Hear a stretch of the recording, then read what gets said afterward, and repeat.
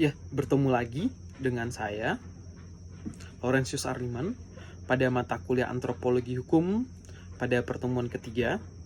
Nah, pada kali ini kita akan membahas lebih jauh lagi tentang antropologi hukum. Sesi 1, kita akan membahas tentang sifat keilmuan antropologi hukum. Nah, antropologi hukum tidak membatasi pandangan pada kebudayaan tertentu atau bicara tentang studi perbandingan. Nah, kedua, antropologi hukum mempelajari masyarakat sebagai suatu keseluruhan yang utuh di mana bagian-bagiannya saling bertautan. Nah, yang ketiga, antropologi hukum modern tidak memusatkan perhatian hanya pada kekuatan sosial dan hal superorganis. Yang keempat, antropologi hukum memandang masyarakat secara dinamis, sehingga peranan sosial dan hukum tidak terbatas mempertahankan status quo. Nah, yang kelima, antropologi hukum termasuk ilmu hukum yang empiris.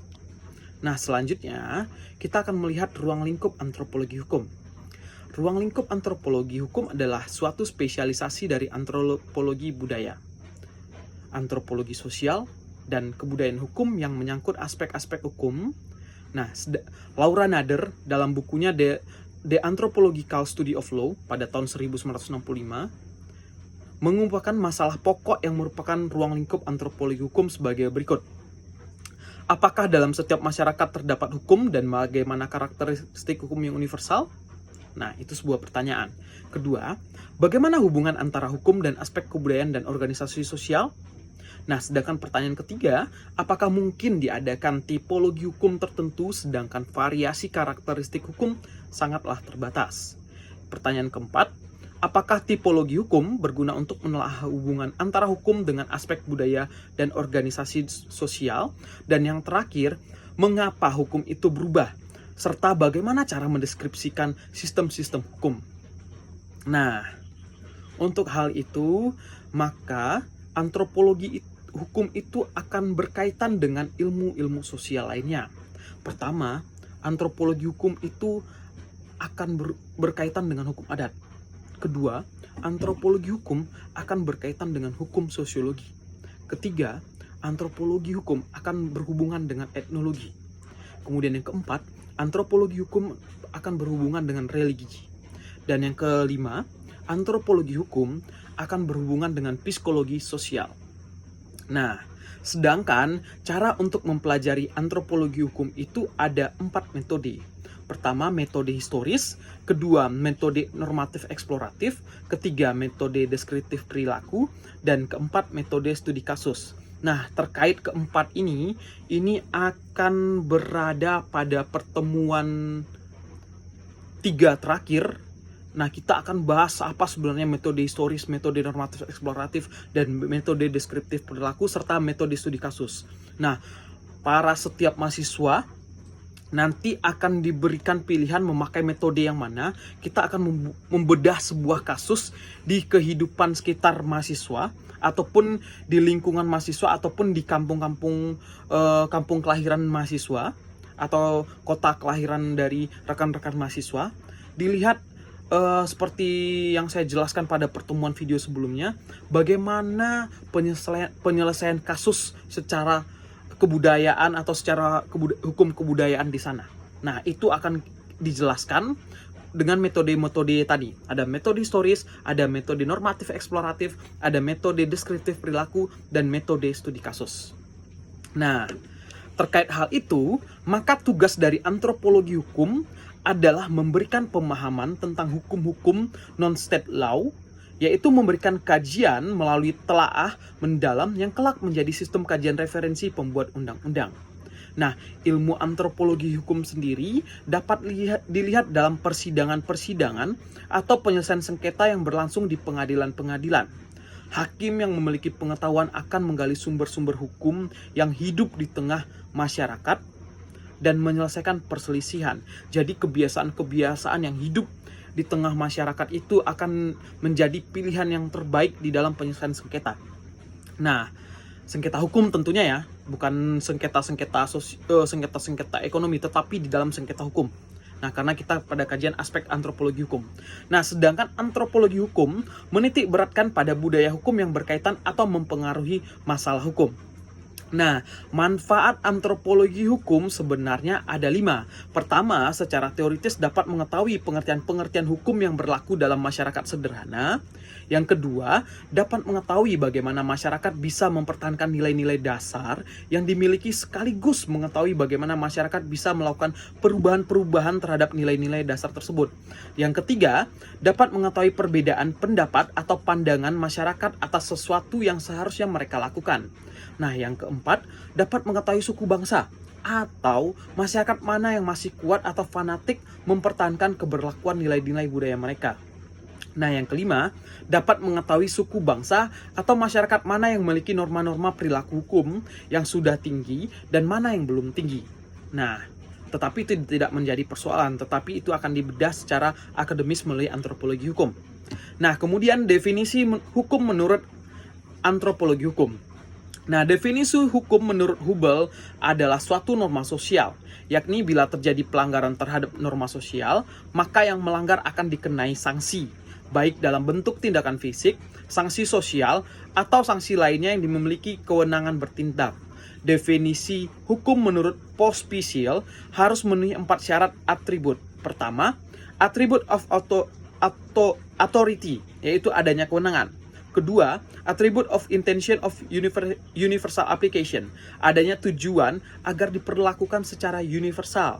Ketiga, ada attribute of obligation, yaitu adanya hak dan kewajiban. Dan yang keempat adalah attribute of sanction, yaitu adanya sanksi. Nah, sedangkan ada beberapa pengertian antropologi hukum dalam budaya menurut Pospisil.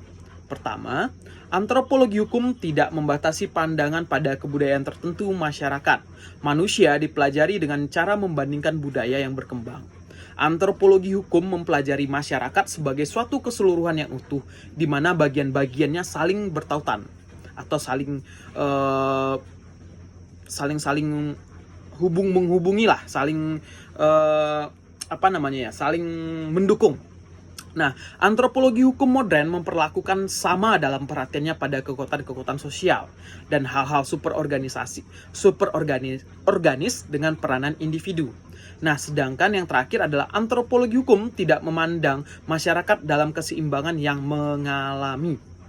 Nah, untuk disiplin antropologi hukum, fenomena budaya bukanlah fenomena normatif belaka, melainkan sebuah fenomena simbol yang melahirkan hukum bagi masyarakat pendukung kebudayaan tersebut. Metode penelitian antropologi hukum berupaya menggali simbol, makna, dan sesuatu di balik tabir yang diyakini ada dan dipandang sebagai hukum. Disiplin hukum mencakup antara lain: 1. Ajaran yang menentukan apakah sebaiknya atau seharusnya dilakukan maupun, ini secara perspektif. Kedua, ajaran yang menentukan apakah senyatanya dilakukan, ini secara deskriptif, di dalam hidup. Nah, ketiga, ajaran-ajaran dalam dogmatik hukum. Ada filsafat hukum dan politik hukum. Nah, sedangkan sifat disiplin hukum di sini bersifat real, adalah objek ilmu kenyataan hukum, yaitu manusia, kebudayaan, dan lingkungan alam. Disiplin hukum yang bersifat ideal adalah bersumber dari filsafat etika, filsafat estetika, dan filsafat logika. Ruang lingkup filsafat etika dan filsafat estetika adalah nilai asas dan kaidah. Saya ulangi lagi, ruang lingkup filsafat etika dan filsafat estetika adalah nilai, azas, dan kaidah. Sedangkan sifat antropologi hukum ada 2, interdisipliner dan interdependensi. Apa itu interdisipliner? Yaitu saling membantu dan mendukung dalam menyelesaikan sesuatu. Sedangkan interdependensi yaitu saling memiliki keterkaitan atau ketergantungan antara satu dengan yang lainnya. Nah, ada 3 pendekatan antropologi hukum dalam mengkaji hukum. Pertama, pendekatan holistik, yaitu secara menyeluruh, yaitu mengaitkan antara hubungan fenomena hukum dengan aspek kebudayaan secara menyeluruh. Nah, kedua, ada pendekatan legal centralism approach, yaitu pendekatan secara terpusat. Nah, yang ketiga ada pendekatan comparative method, yaitu dengan melakukan studi perbandingan antara sistem-sistem hukum dalam masyarakat yang berbeda di berbagai dunia. Nah, sedangkan ciri-ciri aturan hukum menurut B. Malinowski pada tahun 1959, ini cukup lama, bahwa menyatakan ciri-ciri aturan hukum. Pertama, aturan hukum jika dirasakan dan menimbulkan kewajiban di satu pihak dan hak-hak di lain pihak. Kedua, aturan hukum itu mempunyai sanksi negatif atau positif berdasarkan kejiwaan dan mekanisme kekuatan yang mengikat. Ketiga, kekuatan mengikat terwujud dari hubungan timbal balik karena proses tukar-menukar jasa. Yang keempat, kekuatan mengikat didasarkan atas hak untuk saling menuntut dalam hubungan yang bersifat ganda. Dan yang terakhir, kekuatan mengikat akan lebih kuat dengan adanya upacara dalam proses transaksi. Nah, sekianlah perkuliahan pada video kali ini. Jangan lupa buku yang saya sarankan pada video sebelumnya untuk dibeli, karena hal-hal yang saya sampaikan di dalam video ini ada di dalam buku itu. Mungkin juga bisa kita diskusikan. Dan jangan lupa kepada rekan-rekan mahasiswa, ketika memang tidak kurang paham, bisa dibuat di dalam pertanyaan, pernyataan, tanggapan, dan saran di dalam kolom chat yang ada disediakan di YouTube ini. Jadi sekian perkuliahan pada video ini. Sekian dan terima kasih. Sampai jumpa pada video berikutnya. Terima kasih.